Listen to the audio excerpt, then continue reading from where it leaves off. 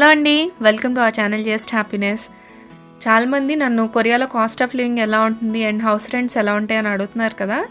ఈరోజు నేను కొన్ని ఇల్లులు చూపిస్తాను అండ్ వాటి రెంట్స్ ఎలా ఉంటాయి కూడా చూపిస్తాను. యాక్చువల్లీ కొరియాలో చాలా రకాల ఇల్లులు ఉంటాయి. ఇండివిజువల్ హౌసెస్, విల్లాస్, అపార్ట్మెంట్స్ ఇలా చాలా ఉంటాయి అన్నమాట. బట్ అద్దె తీసుకోవాలంటే మన రిక్వైర్మెంట్స్ బట్టి ఎలాంటి ఇల్లు సెలెక్ట్ చేసుకోవచ్చు, వాటి రెంట్ ఎంత ఉంటుందో ఈరోజు వీడియోలో చూపించేస్తాను. నేను ప్రతి ఇంటికి లోపలికి వెళ్ళి చూపిస్తున్నాను, సో మీరు స్కిప్ చేయకుండా చూస్తే ఇక్కడ ఎలాంటి ఇల్లులు ఉంటాయో తెలుసుకోవచ్చు. యాక్చువల్లీ ఇక్కడ రెంటల్ సిస్టమ్ అన్నది చాలా డిఫరెంట్గా ఉంటుంది అనమాట. ఓల్సే, జోన్సే అని రెండు రకాల మెథడ్స్ ఫాలో అవుతారు. ఓల్సే అంటే ముందే కాస్త కీ మనీ తీసుకుంటారు, అంటే అడ్వాన్స్ తీసుకుంటారు. సో దాంతోపాటు ప్రతి నెల రెంట్ పే చేయాలి. మనం ఇల్లు ఖాళీ చేసి వెళ్ళేటప్పుడు ఏం డ్యామేజెస్ లేకపోతే మన అడ్వాన్స్ మనీ మనకి వెనక్కి ఇచ్చేస్తారు. అండ్ జోన్సే మెథడ్లో ఏంటంటే మనం తీసుకునే ఇల్లు కానీ అపార్ట్మెంట్ కానీ మార్కెట్ ప్రైస్ ఎంత ఉందో అందులో 40 to 90% ముందే డిపాజిట్ కింద తీసేసుకుంటారనమాట. మన కాంట్రాక్ట్ అయి వెళ్ళిపోయేటప్పుడు వెనక్కి ఇచ్చేస్తారు, ఇంకా మధ్యలో అద్దెం కట్టనవసరం లేదు. అండ్ ఇల్లులు కూడా మనం వెళ్ళి వెతుక్కోక్కర్లేదు. మనం ఉండే లొకాలిటీలో ఇలా బుదోన్సాన్ అని రియల్ ఎస్టేట్ ఆఫీస్ ఒకటి ఉంటుంది అనమాట. ఒకటి కాదు, చాలా ఉంటాయి. సో మీరు అక్కడికి వెళ్ళి మీ రిక్వైర్మెంట్స్ చెప్తే, ఎలాంటి ఇల్లు కావాలో చెప్తే వాళ్ళే చూపిస్తారు. అడగాలంటే ఎలాంటి ఇల్లులు ఉంటాయో తెలుసుకోవాలి కదా. సో ఈరోజు వీడియోలో చూసేద్దాం. ఫస్ట్ చూపించిపోయే హౌసింగ్ వచ్చేసి ఆఫీస్ స్టైల్ అనమాట. ఆఫీస్ స్టైల్ అంటే ఏం లేదు, ఆఫీస్ ప్లస్ హోటల్ని కలిపి ఆఫీస్ స్టైల్ చేశారు. యాక్చువల్లీ ఇది ఎవరైనా బిజినెస్ చేద్దాం అనుకునే వాళ్ళు ఇలాంటి ప్లేస్ తీసుకుంటారనమాట. అంటే మన వర్క్ ప్లేస్కి సెపరేట్గా రెంట్ డిపాజిట్, మళ్ళీ ఇంటికి సెపరేట్గా రెంట్ డిపాజిట్, ఇలా ఇన్ని కట్టుకోవడం ఎందుకు అనుకునే వాళ్ళు ఇలాంటి ప్లేస్లో ఉంటారు. ఇది ఫుల్ కమర్షియల్ ఏరియాలో ఉంటుంది కాబట్టి కాస్త రెంట్ ఎక్కువ ఉంటుంది. బట్ ఇంటది బదులు ఇది బెటర్ కదా, కాస్త ఎక్కువ కట్టుకోవటము. సో అందుకని ఇలాంటి ప్లేస్లో ఉంటారనమాట. ఇదంతా కమర్షియల్ ఏరియా చూడండి. అన్ని సినిమా హాల్లు, నెయిల్ సెలూన్లు, ఇంకా రెస్టారెంట్స్ ఇలా చాలా ఉంటాయి. సో వీళ్ళు బిజినెస్తో పాటు వాళ్ళ ఇల్లు కూడా లోపలే ఉంటుంది. చిన్న కిచెన్, బెడ్రూమ్ ఉంటుంది అనమాట. సో ఇక్కడ ఉండిపోవచ్చు. మా వారి ఫ్రెండ్ ఒక ఆయన ఇక్కడ ఉంటున్నారు. ఆయన వర్క్ ప్లేస్కి దగ్గరని ఆయన్ని తీసుకున్నారనమాట. సో ఆయన పర్మిషన్ అడిగి ఈరోజు లోపల కాస్త షూట్ చేస్తున్నాము. సడన్గా వెళ్ళామన్నమాట. సో ఆయన సర్ది అదంతా లేరు, ఎక్స్క్యూజ్ చేయండి, పాపం ఒక్కలే ఉన్నప్పుడు సర్దుకోవటానికి దీనికి టైం ఉండదు కాబట్టి ఎలా ఉంటే అలా తీసేస్తున్నాము. నా హౌస్ టూర్లో చూపించాను కదా, ఇలాగ పోస్ట్ బాక్స్ లాగా ఉంటుంది కింద అని చెప్పి. ఆ ఇండివిజువల్ అపార్ట్మెంట్కి వచ్చిన లెటర్స్ అన్నీ ఇందులో వేసేస్తారు. సో ఇక్కడ కూడా అలానే ఉంది. అండ్ ఇక్కడ 2 ఎలివేటర్స్ ఉన్నాయి. ఒకటి కమర్షియల్ పర్పస్ యూస్ చేయడానికి, ఒకటి రెసిడెన్స్ పర్పస్ యూస్ చేయడానికి. ఇలా 2 ఎలివేటర్స్ ఉన్నాయన్నమాట. ఆయన 7th ఫ్లోర్లో ఉంటారు. సో మనం అక్కడికి వెళ్ళిపోదాం ఇప్పుడు.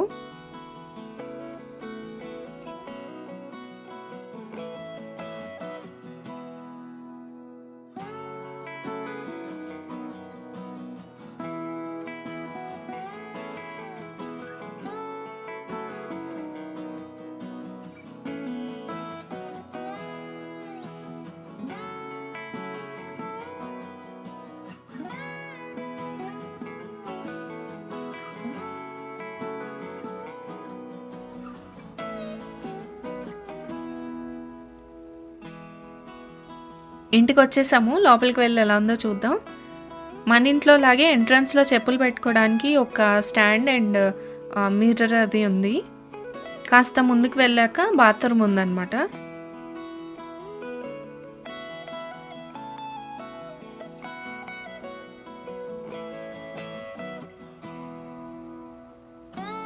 అండ్ ఇక్కడి నుంచి కాస్త ముందుకెళ్ళాక కిచెన్ ఉంది.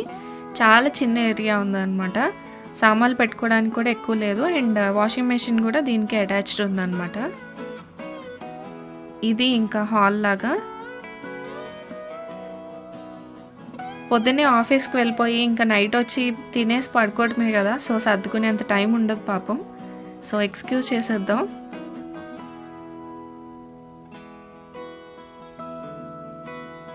అండ్ బెడ్రూమ్ ఎక్కడుందో తెలుసా? పైన. నేను ఇంతకుముందు రిసార్ట్లో చూపించాను కదా మీకు, ఇలా పైన మెట్లుండి పైన బెడ్రూమ్ ఉంటే నాకు చాలా ఇష్టం. చిన్నప్పుడు హైడీ మూవీలో చూసినప్పటి నుంచి అని చెప్పి సో ఈ ప్లేస్ కూడా నాకు బాగా నచ్చింది. యాక్చువల్లీ ఒక్కరు బ్యాచిలరే కాకుండా వైఫ్ అండ్ హస్బెండ్ కూడా ఉండొచ్చు పిల్లలు లేకపోతే ఇలాంటి ప్లేస్లో. బాగా అనిపించింది నాకు. అండ్ ఇక్కడ నుంచోలేం తెలుసా, పాకుతూ వెళ్ళాలంట. అక్కడ ఏదైనా బట్టలో పెట్టుకోవాలన్నా సరే మోకాల మీద కూర్చొని వెళ్ళాలంట. కానీ చాలా బాగా అనిపించింది, బాగుంది కదా.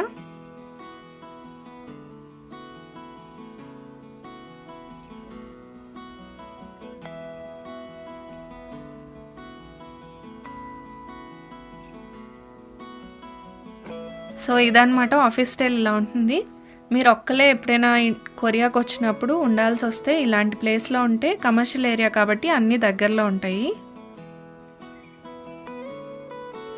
ప్రతి ప్లేస్లో రెంట్ డిఫరెంట్గా ఉంటుందండి. నేను ఉండే ప్లేస్లో ఎలా ఉంటుందో చెప్తున్నాను. అండ్ కొరియన్ వాన్లో మిలియన్ అలా చెప్తే మీకు కన్ఫ్యూజన్ వస్తుంది కాబట్టి నేను యూఎస్టీలో చెప్తున్నాను. డిపాజిట్ అయితే 10K యూఎస్టీ, మంత్లీ రెంట్ అయితే 600 నుంచి 900 ఉంటుంది.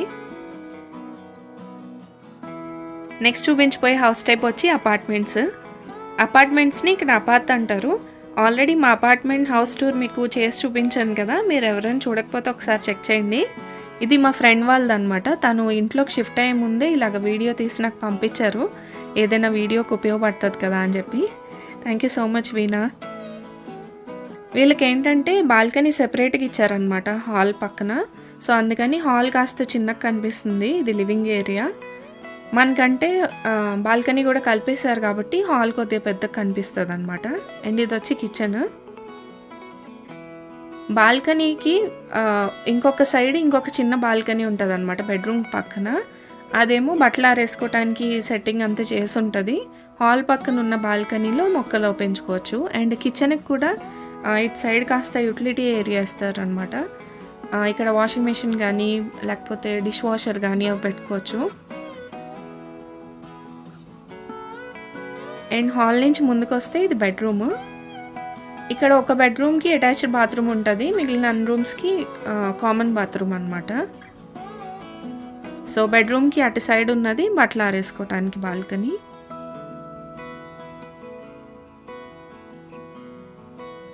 ఇది అటాచ్డ్ బాత్రూమ్. ఇక్కడ యాక్చువల్లీ ఎన్ని బెడ్రూమ్స్ ఎన్ని బాత్రూమ్స్ దీన్ని బట్టి ఉండదు అనమాట హౌస్ రెంట్. ఎన్ని స్క్వేర్ మీటర్స్ ప్యాంగ్ అంటారు. సో ఎన్ని స్క్వేర్ మీటర్స్ ఉందో దాన్ని బట్టి ఉంటుంది అనమాట. సో ఇంతే లెంత్ విడ్త్లో మనకి 4-5 రూమ్లైనా ఉండొచ్చు. అదేమీ క్యాలిక్యులేషన్లోకి రాదు. జస్ట్ ఎంత సైజు ఉంది అపార్ట్మెంట్ మొత్తము అన్నదే క్యాలిక్యులేట్ చేసుకొని దాన్ని బట్టి అద్దె ఉంటుంది అనమాట. సో అక్కడ ఒక బెడ్రూమ్ చూసారు కదా, ఆపోజిట్గా ఇంకొక బెడ్రూము.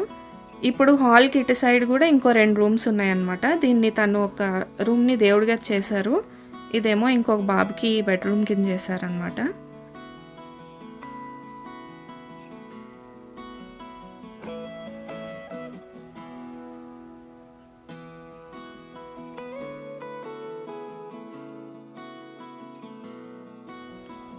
ఈ బెడ్రూమ్ కూడా సెపరేట్గా కొద్దిగా బాల్కనీ స్పేస్ ఇచ్చారనమాట. బయటకు వస్తే ఇక్కడ ఇంకొక రూమ్ ఉంటుంది, తను దాన్ని దేవుడి రూమ్గా యూస్ చేస్తున్నారు. సో అది చూపించట్లేదు. ఇది వచ్చి కామన్ బాత్రూమ్.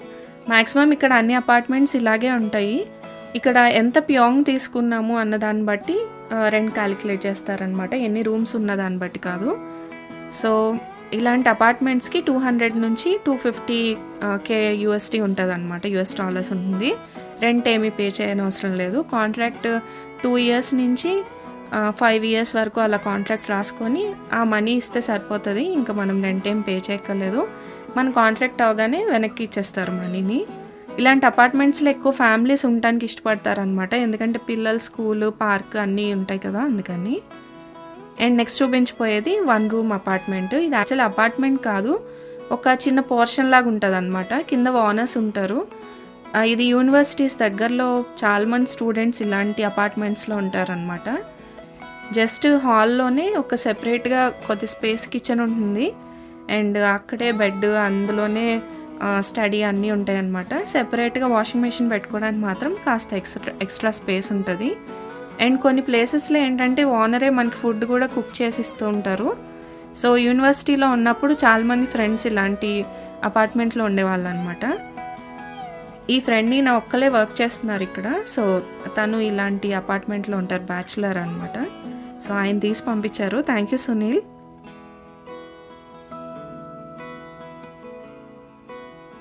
సో మీరు ఒక్కలే ఇక్కడ చదువుకోవడానికి కానీ వర్కింగ్ కానీ వస్తే ఇది బెస్ట్ ఆప్షన్ అనమాట.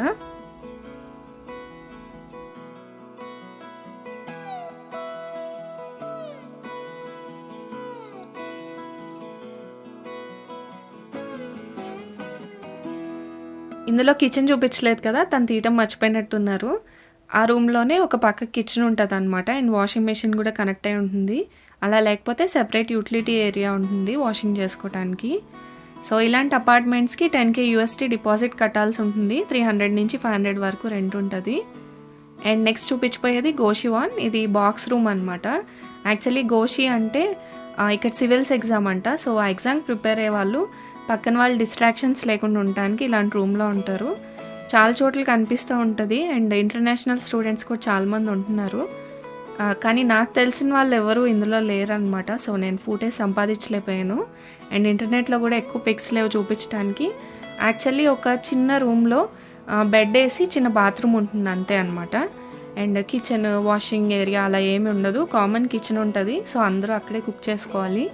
అండ్ కామన్ లాండ్రీ రూమ్ ఉంటుంది, అక్కడే వాష్ చేసుకోవాలన్నమాట.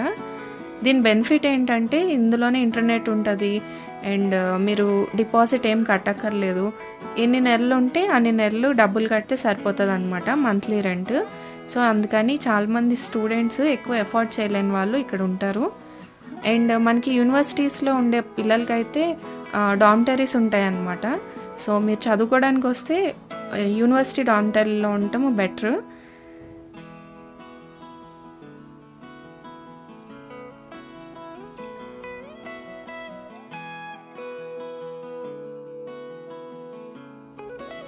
సో ఇవి కొరియాలో ఉండే ఇల్లులు అండ్ వాటి అద్దుల ఇన్ఫర్మేషన్. హోప్ ఈ వీడియో మీకు నచ్చింది అనుకుంటున్నాను. నచ్చితే please don't forget to like, share and subscribe.